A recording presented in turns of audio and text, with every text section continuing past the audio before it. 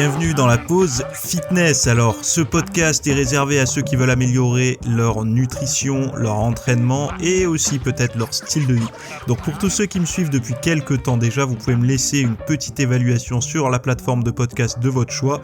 C'est ce qui m'aide le plus. Allez, on démarre l'épisode.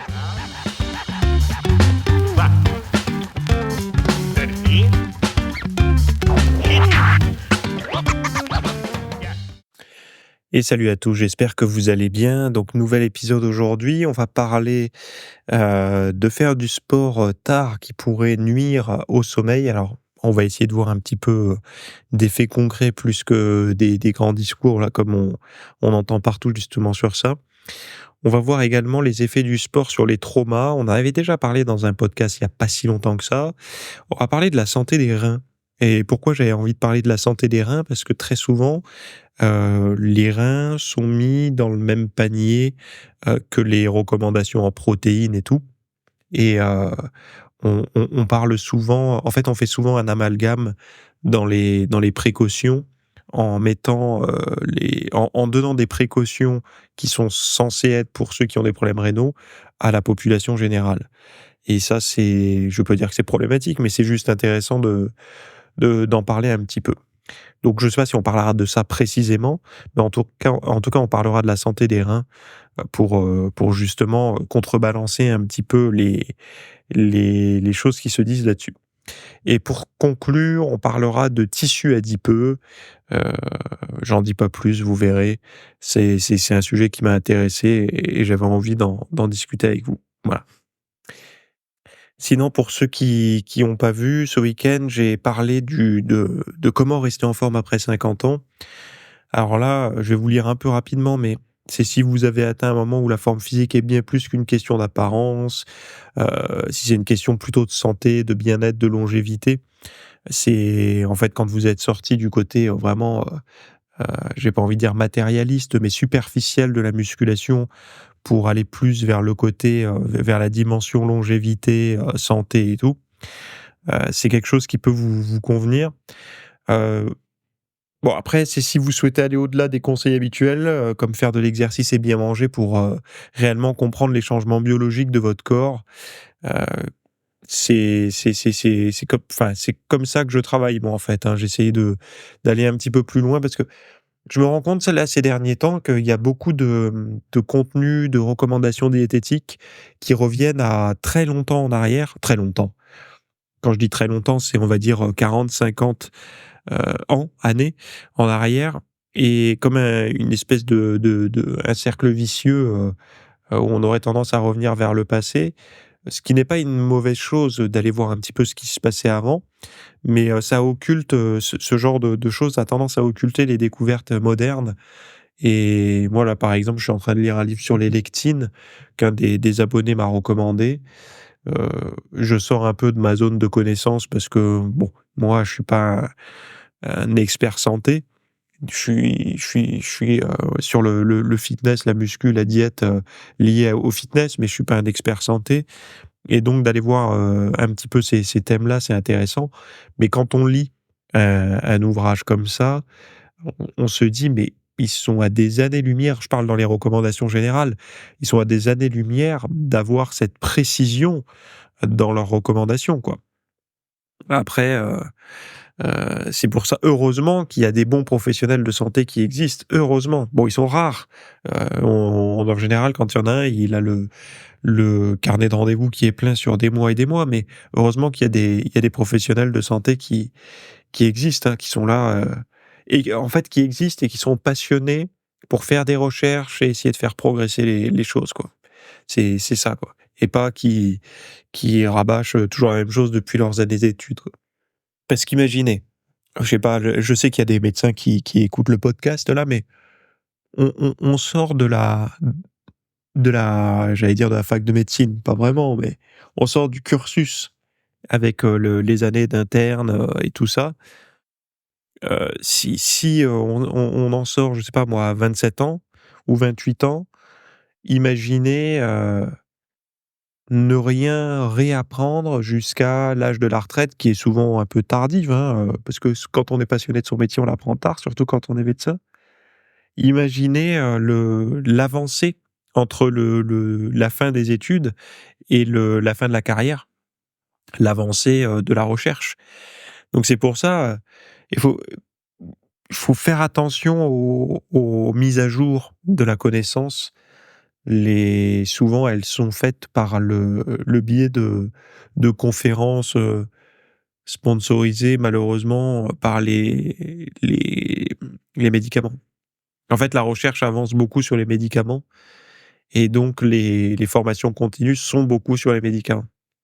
Et attention, c'est une bonne chose d'être compétent sur les médicaments parce que heureusement qu'il y en a certains qui existent. Mais moi, il me semble qu'il y a un manque sur les recommandations plus liées au mode de vie, quoi. Alors, il y a bien la diététique, les nutritionnistes ou les diététiciens et tout, mais c'est pareil, j'ai regardé un petit peu de très près parce que j'ai côtoyé, enfin, je sais pas, j'ai côtoyé, c'est que je côtoie quelqu'un qui a été dans ces études-là.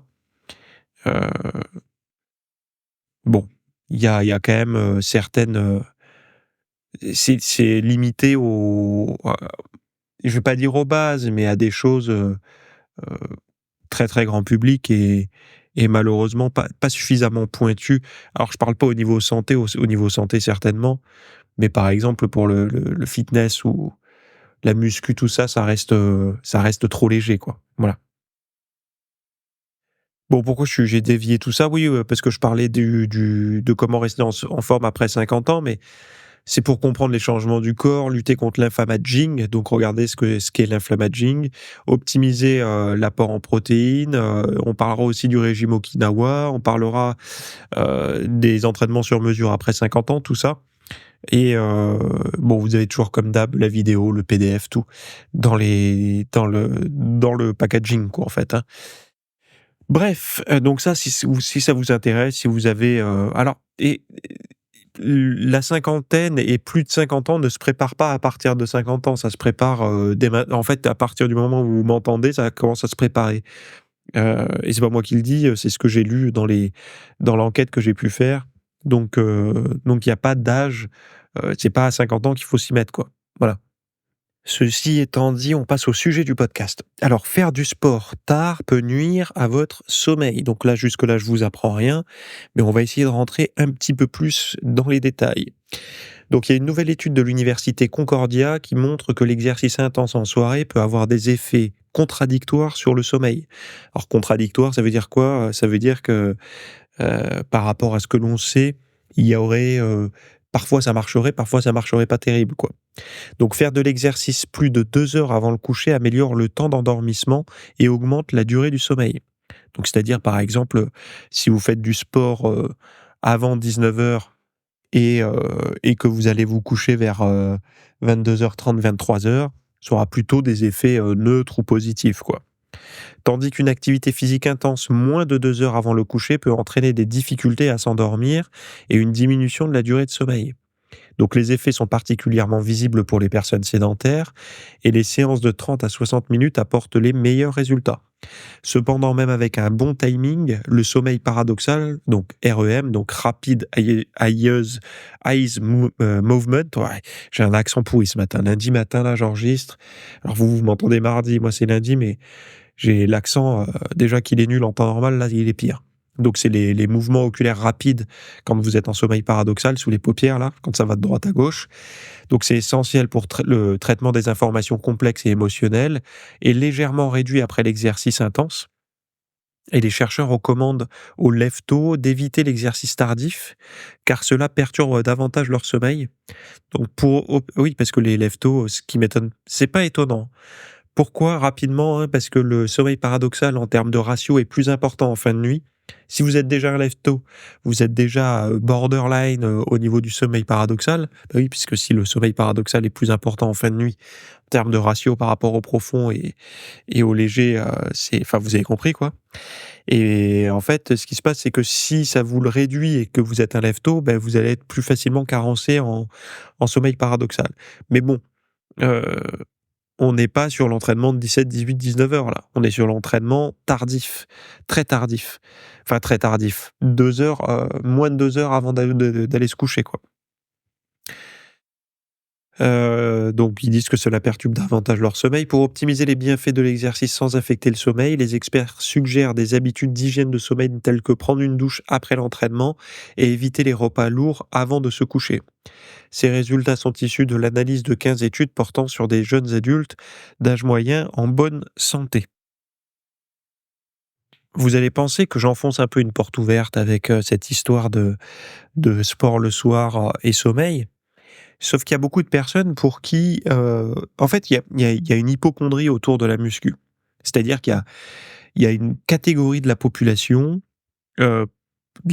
fitness, hein, je parle, qui ont une forme d'hypocondrie et d'hypersensibilité par rapport à tout ce qu'ils lisent et ce qu'ils entendent. Et ils ont une tendance à généraliser, c'est-à-dire que si ils entendent le sport en fin de journée, ça empêche de dormir. Pour eux, le sport de 17h, 19h ou 21h, c'est la même chose. En fait, il y a plusieurs choses à savoir. Déjà, si vous êtes du matin ou du soir, ça ne sera pas la même chose. Déjà, si vous êtes plutôt du matin, donc un tempérament lève-tôt, à être, comme dirait, comment il s'appelle? Patrick Lemoine, à être pathologiquement à l'heure et jamais en retard et tout, vous êtes plutôt du matin, heu, vous aurez déjà du mal à vous entraîner le soir. Puisque le soir, il y a la température qui va commencer à chuter assez rapidement. Vous allez être assez, mou et plutôt, léthargique en fin de journée. Alors que si vous êtes, un couche-tard et un lève-tard, ça va être plutôt l'inverse. C'est plutôt, en fin de journée ou enfin pour vous 17h, c'est presque le milieu de la journée et vous avez pas mal d'énergie.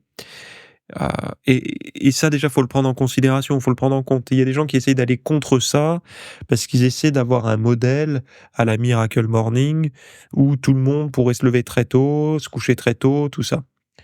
Non, non, il faut savoir écouter ses propres cycles et ses propres, on le voit bien, hein, il y en a qui sont très énergiques le matin, d'autres pas du tout. Il faut savoir, le comprendre, l'entendre et le mettre en place. Donc c'est pour ça que cet exercice tardif, il y en a qui se sont empêchés de s'entraîner tout simplement parce qu'ils pouvaient plus s'entraîner que vers 17-18 heures. Ils se sont dit: «Oh là là, mais j'en fais plus parce que ça m'empêche de dormir». En fait, par effet nocebo, ils se sont, flingués leur, activité physique. Moi, si on me demandait de choisir, en fait, je conserverais quand même, quitte à réduire un peu la qualité de mon sommeil, un peu je dis, pas le foutre en l'air complètement, je n'arrêterai pas l'entraînement parce qu'il me semble que bouger, heu, déjà, c'est pas il me semble que c'est pas possible d'avoir un super sommeil sans bouger. J'en parle régulièrement dans les podcasts, mais le meilleur sommeil, c'est celui où on a eu du stress, psycho, du stress, physio et des bonnes interactions sociales et tout ça, quoi. Là, on sent qu'on a besoin de récupérer, il y a une bonne pression du sommeil et on s'endort correctement. Alors mes 2 premières affirmations, c'est étayé par la science, hein. La dernière, c'est plutôt de l'empirisme, c'est moi qui l'ai remarqué. Voilà, donc c'est-à-dire que les interactions sociales, j'ai l'impression, en tout cas chez moi, que quand, je vois des amis et tout, je dors de mieux, en fait, quand j'ai une journée, émotionnellement, on va dire, riche, avec des interactions sociales de qualité, mon sommeil est de meilleure qualité. Voilà, c'est peut-être un point de vue personnel. Faites le test la prochaine fois, je sais pas, où vous allez faire une grillade avec vos potes ou faites une soirée filles ou vous faites, peu importe. Dites-moi si votre sommeil est de meilleure qualité. Bon, évidemment, si la soirée fille ou la grillade, ou la soirée mec, c'est arrosé de chez arrosé, ça ne compte pas. Voilà. Bon bref, et on évite les repas lourds, on essaye de prendre une douche après de toute façon, qui va s'entraîner et va se coucher, sans prendre de douche? J'espère, que tout le monde va prendre une douche avant d'aller se coucher, s'il s'entraîne, en fin de journée. Enfin bon, ça me semble, c'est pas un podcast d'éducation, comment on appellerait ça? Hygiénique. Allez, on passe au sujet suivant, le sport, une solution contre les traumatismes. Donc les traumatismes comme les attentats ou les accidents peuvent mener à des troubles de stress post-traumatique, donc TSPT, et qui ont PTSD aussi, on appelle ça comme ça aussi, donc touchant environ 3,9% de la population, donc 4 quoi en gros. Ces personnes revivent des souvenirs douloureux, souffrant d'anxiété et évitent certaines situations. Donc les traitements classiques comme les antidépresseurs ou la psychothérapie ne fonctionnent pas toujours et une étude menée par Paul Frankland de l'Université de Toronto explore une nouvelle piste, la neurogénèse. Donc la neurogénèse, en gros, c'est la production de nouveaux neurones dans l'hippocampe, une région du cerveau essentielle à la mémoire. Donc l'idée est que ces nouveaux neurones forment de nouvelles connexions, perturbant les souvenirs traumatiques. Et des tests sur des souris traumatisées ont montré qu'en stimulant la neurogénèse, leur anxiété diminuait. Mais il y a l'exercice physique aussi qui s'est révélé encore plus efficace que les manipulations génétiques. Les souris actives oubliaient plus facilement leur traumatisme. L'exercice stimule en effet la production de nouveaux neurones et aide à surmonter le trouble de stress post-traumatique. Les chercheurs prévoient maintenant de développer un médicament pour amplifier ce mécanisme, mais soulignent que l'activité physique reste le meilleur moyen de stimuler la neurogénèse, donc la fabrication de nouveaux neurones.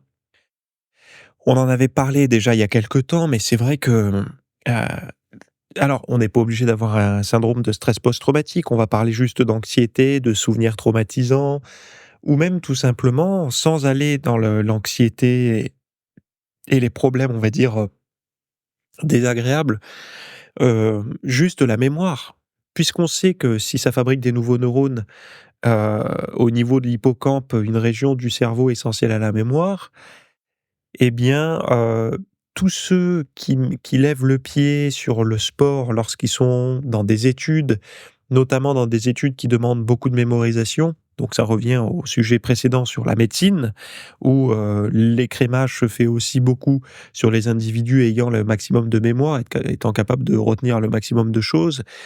Le sport, peut faire la différence chez un individu qui a du mal à retenir quoi, par exemple.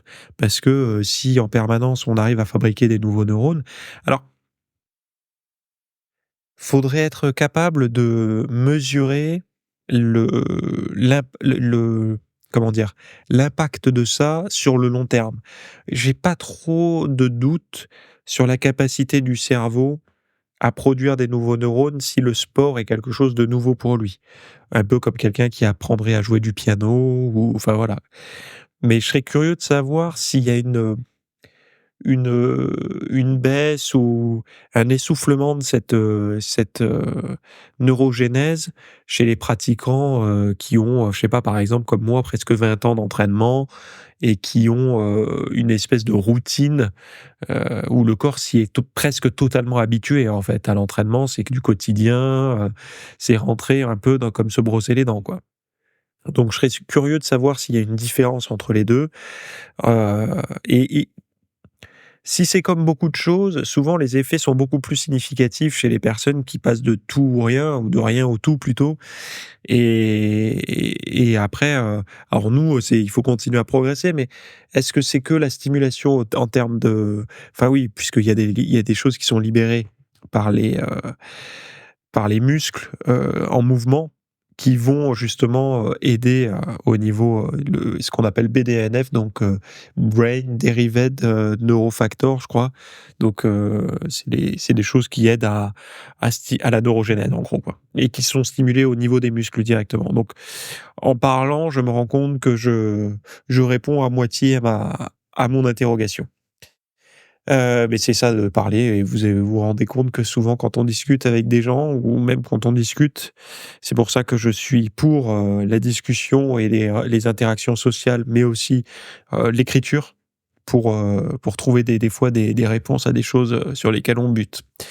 Donc bah, que dire? Plus que si vous avez quelqu'un que vous connaissez qui est dans la tourmente, chez qui le traitement, le rendez-vous avec le professionnel et tout soulage, mais qu'il a envie de faire plus, eh bien, vous pouvez, l'encourager à vous rejoindre à la salle de sport ou en tout cas à pratiquer un sport régulièrement et à lui partager cet épisode pour qu'il, se rend compte de pourquoi il pourrait en bénéficier. Voilà et l'article, c'est sur Cerveau et psycho que je l'ai trouvé. Vous avez le lien, dans les notes de l'épisode et le premier c'était sur Science Daily et vous avez également les notes, les liens des versions longues dans les notes du podcast. Alors, l'alimentation pour protéger vos reins. Donc, les reins qui filtrent le sang et éliminent les déchets, une alimentation adaptée peut protéger et prévenir les maladies rénales. Donc, j'en parle des reins, là, comme je vous disais tout à l'heure, parce que en temps normal, j'aurais pas parlé des reins particulièrement, parce que je vois pas en quoi, en muscu ou en fitness, enfin bon bref, dans notre discipline, ça pourrait intéresser. Sauf que les reins sont très souvent mis sous la lumière des projecteurs, à cause de la consommation de protéines des sportifs. Et donc, bon, on le sait aujourd'hui que si vous n'avez pas de problème de santé rénale, vous n'avez pas besoin de réduire votre consommation de protéines comme si vous aviez un problème de santé rénale. Vous pouvez retrouver d'ailleurs tous les apports en protéines sur le site de l'ANSES, par exemple, qui vous donne les apports en protéines par rapport, à votre santé rénale, quoi. Si vous avez, je crois même il y a une dose spécifique si vous êtes dialysé, non dialysé, bien portant, enfin bon, bref, voilà. Donc les reins qui filtrent le sang éliminent les déchets et une alimentation adaptée peut les protéger et prévenir les maladies rénales. Donc là, on est vraiment dans la prévention avant d'avoir la pathologie, hein. Donc l'hydratation est essentielle, environ 1,5 litre d'eau par jour est recommandé pour bien fonctionner.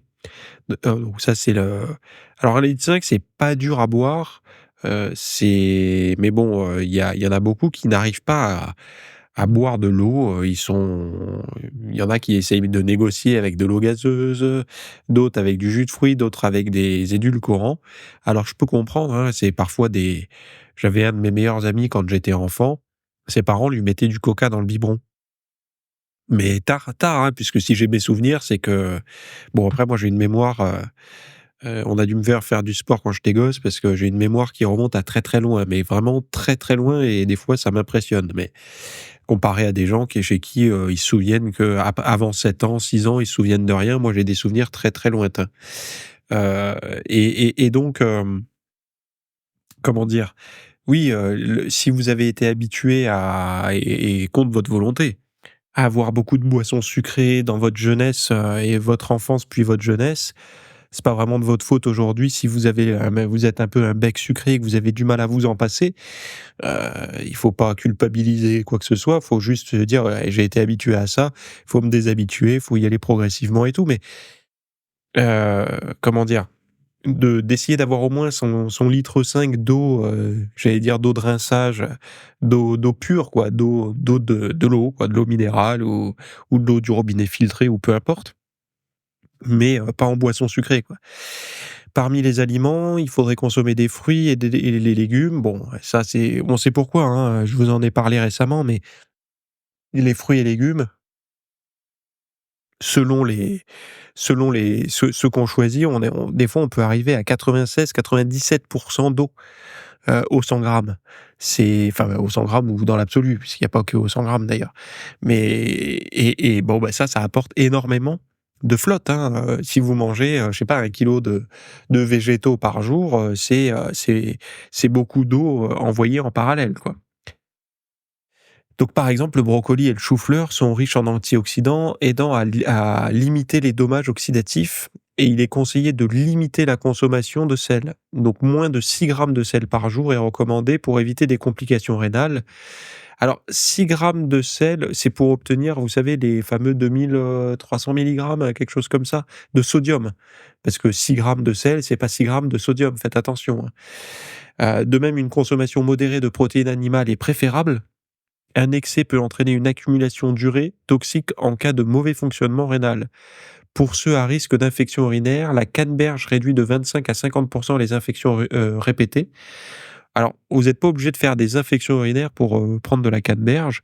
Moi, j'en prends de temps en temps. J'achète, vous savez, une bouteille, de pur canneberge, jus de canneberge en magasin bio, très acide d'ailleurs et je me fais le litre, en 1 semaine, 15 jours, où je mets en fait, je mets un quart du verre à chaque repas avec ça. Alors vous allez me dire: «Oh là là, ça fait un peu de sucre et tout», mais moi je le vois un peu comme une cure, pour les reins, de temps en temps. Alors faites attention parce que la canneberge parfois, ils vous rajoutent dedans du sirop de sucre, du glucose, machin bidule.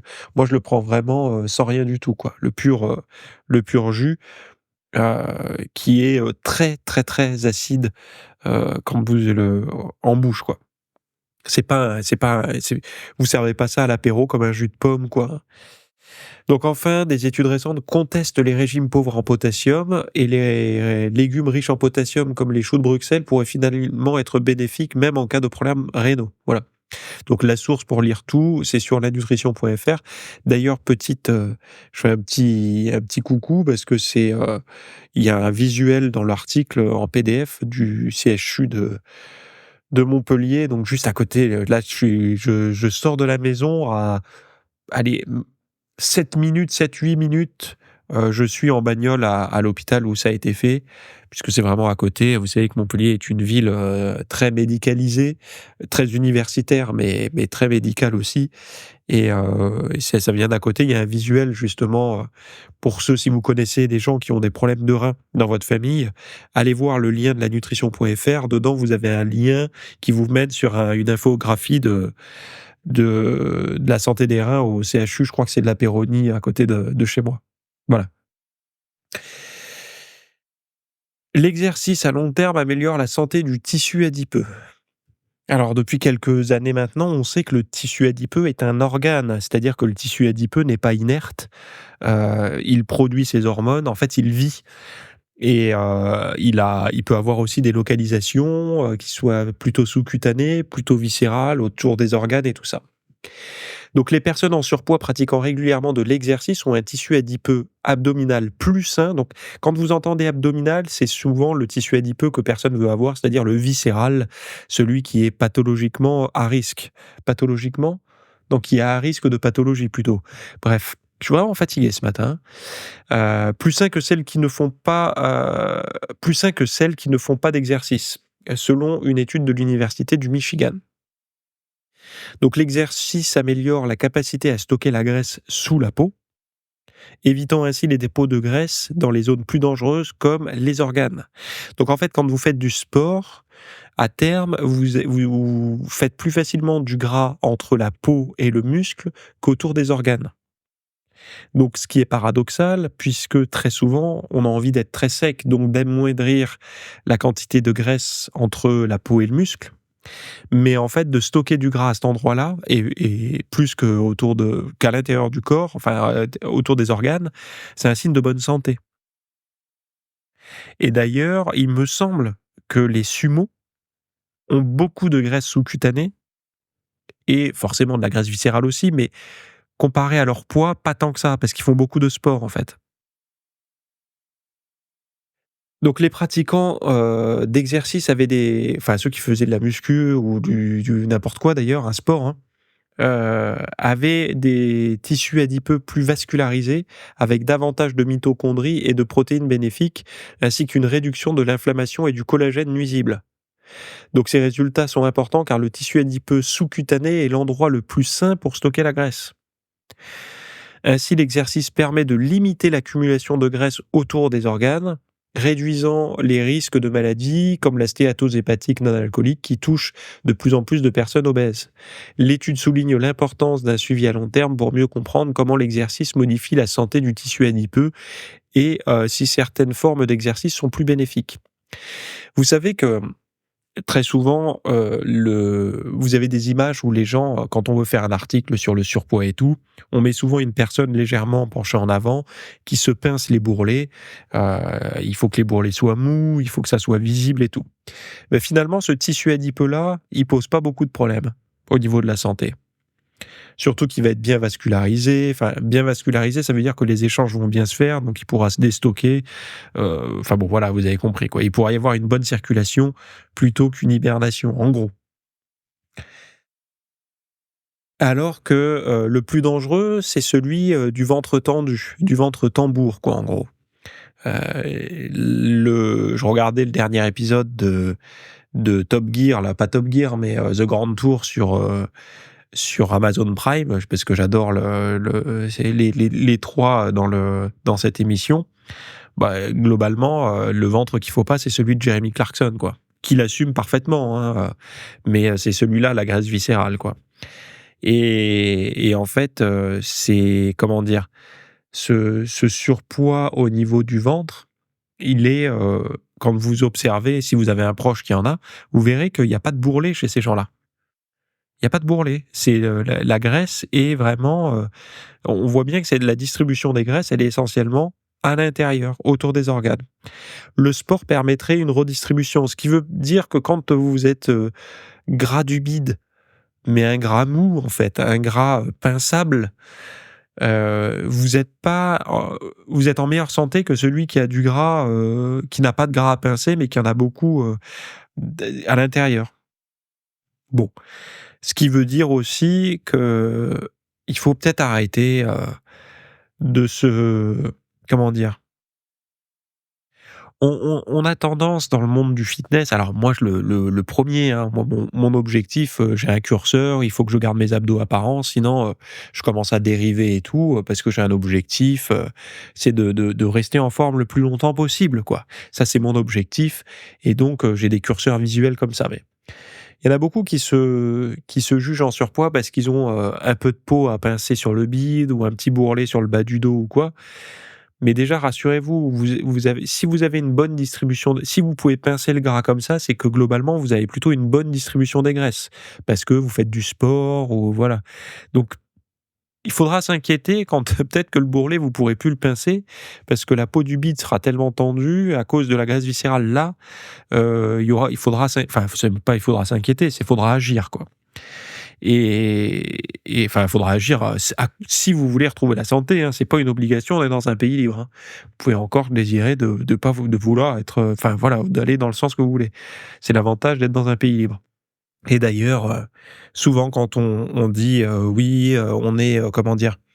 On n'est pas solidaire en France, il y a des groupes qui se forment à droite, à gauche et plus personne il y a plus de cause commune et tout». Je suis pas d'accord. Il y en a une, notamment en France, c'est la santé. Pourquoi? Parce qu'aujourd'hui, on tolère, des gens qui fument, on tolère des gens qui boivent, on tolère des gens qui se droguent. Enfin, en tout cas, on va pas leur dire, «J'ai envie de te tuer» ou je sais pas quoi, parce que tu prends de la drogue, on est plutôt à les plaindre, en fait, ces gens-là. Et des gens en surpoids qui mangent mal et tout, enfin voilà, on tolère tout ça, il y a pas de haine envers ces gens-là. Pourtant, ce sont des gens qui, à terme, coûtent plus, puisque, tabac, alcool, drogue, surpoids, tout ça, c'est des risques pour la santé à long terme, donc qui vont coûter, à titre, à la collectivité, à tout le monde, en fait. Et pourtant, on le tolère. Il n'y a pas de manifestation contre ça, enfin, contre les gens qui font pas attention. Donc on a une solidarité de tolérer des gens qui, on le sait, vont se mettre en mauvaise santé à terme et donc on va devoir financer, en fait, leur guérison et pourtant on les juge pas ces gens-là et je trouve ça très bien et pourquoi? Parce que, bah, voilà, chacun fait comme il peut avec, les armes qu'il a, s'il est en surpoids, c'est que s'il aurait pu ne pas être en surpoids, et que ça avait été facile pour lui, il l'aurait fait. Pareil, un fumeur, s'il avait pu ne pas être fumeur, il ne serait pas fumeur, en fait. C'est pas au bout d'un moment, c'est pas un choix, éclairé. Non, non, c'est sa vie, c'est les problèmes qu'il a, c'est jamais le bon moment pour arrêter jusqu'au jour où il trouve le bon moment pour arrêter. Pareil pour l'alcool et tout. Donc on est déjà, il me semble, on a une forme de solidarité commune, quelles que soient, les appartenances et religieuses, politiques et tout ça. À partir du moment où on a un pied sur le sol de France et comment dire? On met de l'argent dans la sécurité sociale à titre individuel, et ben, on participe en fait, que ça soit indépendant ou salarié ou quoi, dès qu'on paye ses charges sociales tout simplement, hein. On participe à tout ça et on tolère. On a une grande tolérance en fait, envers les gens qui ne font pas attention à eux et puisque tout le monde paye la même chose en gros, quoi. Et ça, je trouve que ça deviendra dangereux quand on va pointer du doigt les gens qui font mal. En fait, de commencer à dire, «J'ai pas envie de payer pour, j'ai pas envie de payer pour toi, qui fume aujourd'hui, j'ai pas envie de payer pour ton cancer». Ça, il me semble que ça serait moi je si on en arrive là, c'est difficile, quoi. Et on commençait à entendre ça, d'ailleurs, à l'épidémie, qu'on a vécue, à la fin là, notamment pour les gens en surpoids et tout. C'est comme raisonnement, c'est borderline, quoi, hein. C'est danger, danger, quoi. Puisque ça veut dire qu'il y aurait les gens, au top et les gens moins au top, et il me semble que c'est pas terrible comme raisonnement. Mais bon, peut-être que je me trompe, hein, j'ai pas la science infuse. Hem Bon, ben, ainsi l'exercice permet de limiter l'accumulation de graisse autour des organes, réduisant les risques de maladies comme la stéatose hépatique non alcoolique qui touche de plus en plus les personnes obèses et tout. Mais c'est vrai que on voit, alors tous ceux qui approchent la quarantaine ou qui l'ont dépassé, ils ont dû voir que leurs pantalons avaient de plus en plus de mal à être à leur taille, quoi. Et moi, je suis convaincu qu'au fur et à mesure du temps qui passe, il faut faire des adaptations au niveau de sa diète. Pas forcément au niveau du sport, parce que si on s'entraîne déjà, c'est à rien d'augmenter le rythme d'entraînement, alors que les articulations, les tendons et tout commencent un peu à fatiguer. Mieux vaut essayer de maintenir ses acquis, alors sauf si on démarre évidemment, mais si on s'entraîne depuis un certain temps, vaut mieux observer un peu la diététique et essayer de se dire bon, qu'est-ce que je peux améliorer pour pas augmenter mon tour de taille, quoi. Et d'ailleurs, heu, chez les femmes, quand on parle de la ménopause où ça arrive brutalement, chez les hommes, c'est plus insidieux mais bon, globalement, entre 35 et 45, il y a quand même des gros changements. Les plus gros, c'est 40. Les plus gros marqueurs de changement, c'est 40 ans et 60 ans.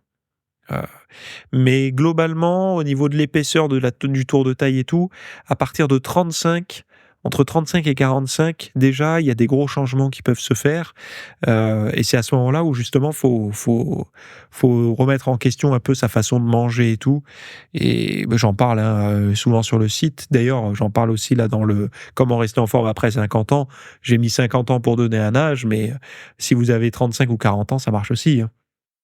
Mais il y a des changements à faire, et là où c'est compliqué, c'est que souvent, quand on arrive à ces âges-là, on est bien ancré dans ses habitudes alimentaires, et c'est difficile de se remettre un peu en question, de changer certaines choses, et de manger moins de calories sans moins de quantité. Enfin, toutes ces choses-là, ça, c'est facile à faire, hein, quand on sait y faire. Mais pour quelqu'un qui débute dans le monde de la diète ou de l'exercice ou autre, c'est un peu compliqué, quoi. Bon, voilà, ce que j'avais à vous dire pour cet épisode de podcast.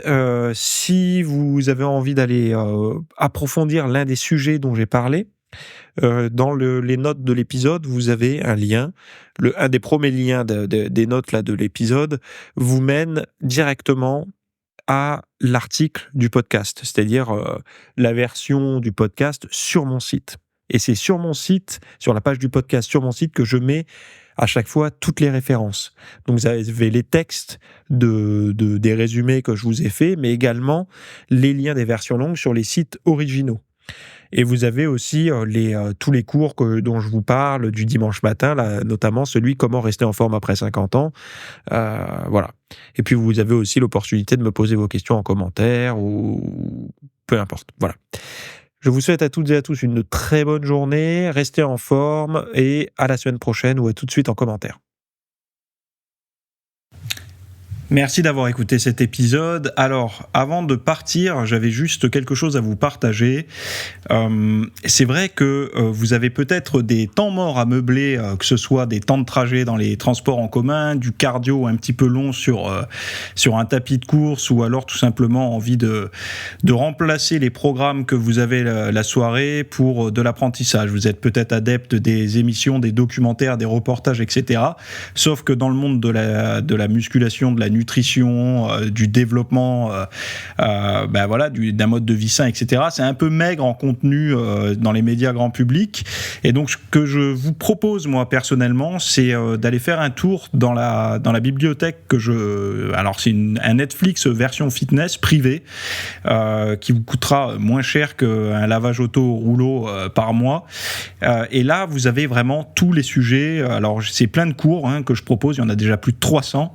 Ce sont sur le sommeil, sur les hormones, sur la nutrition. Donc, ça peut être pourquoi on a faim, pourquoi on n'arrive pas à tenir un régime, comment faire, quelles sont les solutions, mais aussi d'anatomie pour l'entraînement, des programmes d'entraînement. Donc, tout ce qui est lié à la perte de graisse, si vous avez du gras sur le bas du ventre depuis des années, ou alors si vous avez du mal à prendre de la masse musculaire, tous ces sujets du plus connu, entre guillemets, du plus recherché au plus pointu. Tous ces sujets sont largement abordés dans cet espace VIP. Donc, pour rappel, pour y accéder, vous avez un lien en description. Si vous ne le trouvez pas, vous allez sur www.fitnessmiss.fr et vous faites devenir membre. Voilà, vous trouverez sur le site. Et vous accédez à ce contenu caché que vous pourrez écouter partout. Voilà, je vous laisse ici. Très bonne fin de journée à tous.